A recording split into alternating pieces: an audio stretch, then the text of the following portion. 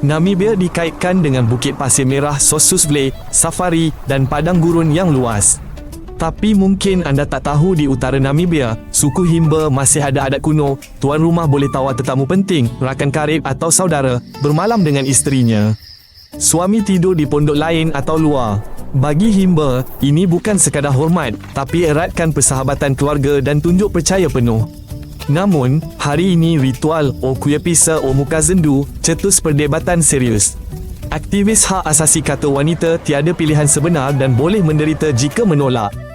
Di bandar, generasi muda Himba hampir tidak lagi ikut adat ini. Awal abad ke-20, Namibia koloni Jerman.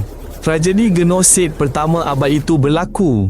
1904, Herero dan nama bangkit lawan rampasan tanah Tenakan. Tentera Jerman Jeneral von Trotha menumpas kejam.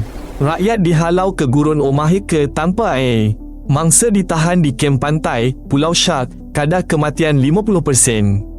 Sejarawan anggar 80,000 hingga 100,000 terkorban 4 tahun, lebih 80% Herero, separuh nama.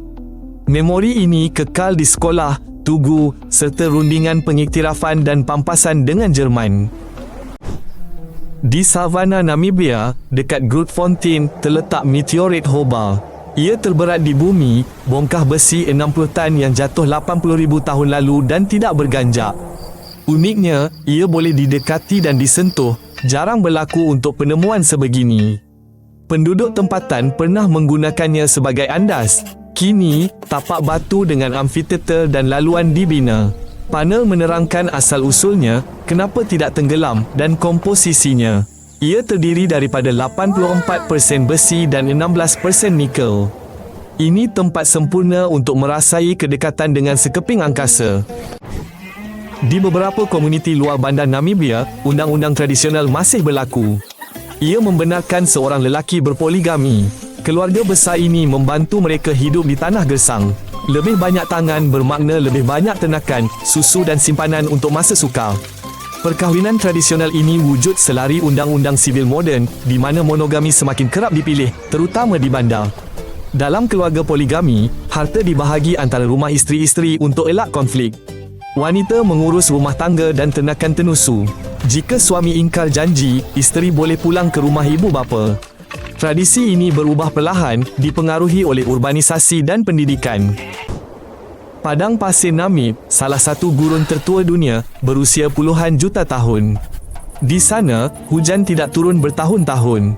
Maka, bukit pasirnya tumbuh gergasi melebihi 300 meter di sinari kabut pagi Atlantik. Ia kelihatan seperti set filem fantasi.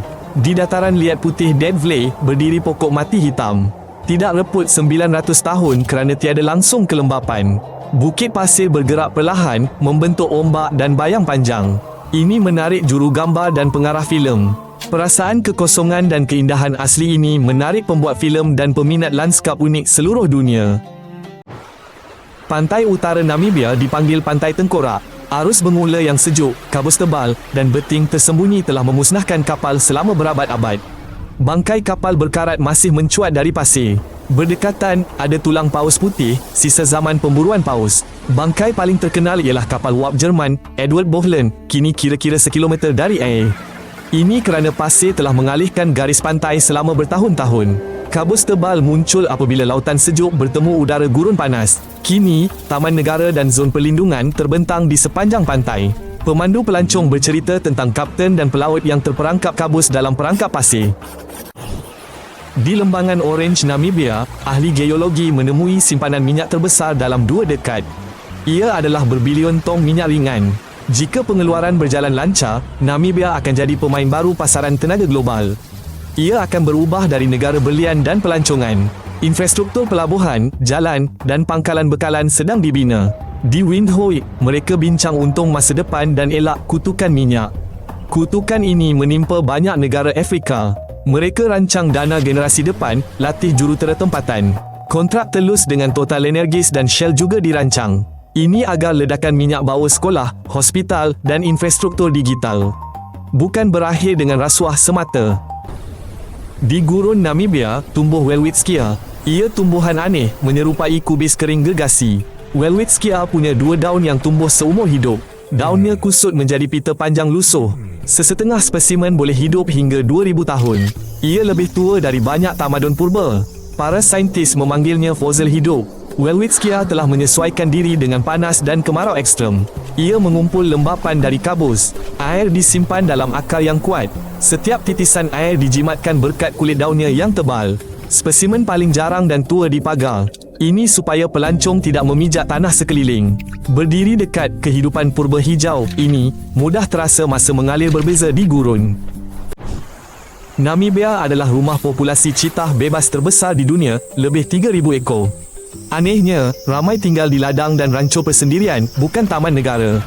Petani belajar melindungi ternakan tanpa menembak pemangsa. Mereka menggunakan pagar dan anjing gembala Anatolia khas yang menghalau citah. Di tempat pemilik rancho diberi pampasan untuk ternakan yang hilang, keinginan menjaga kucing pantas ini semakin meningkat. Maka, pelancongan safari menjadi lebih menguntungkan.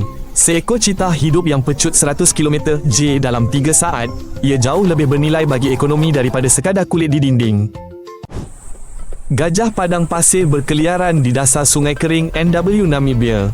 Kawanan langka ini menempuh puluhan kilometer antara lopak air jarang. Mereka jimat air, makan semak kering. Gergasi ini sentiasa berdebu kelabu. Mereka bergerak berhati-hati di cerun longgar.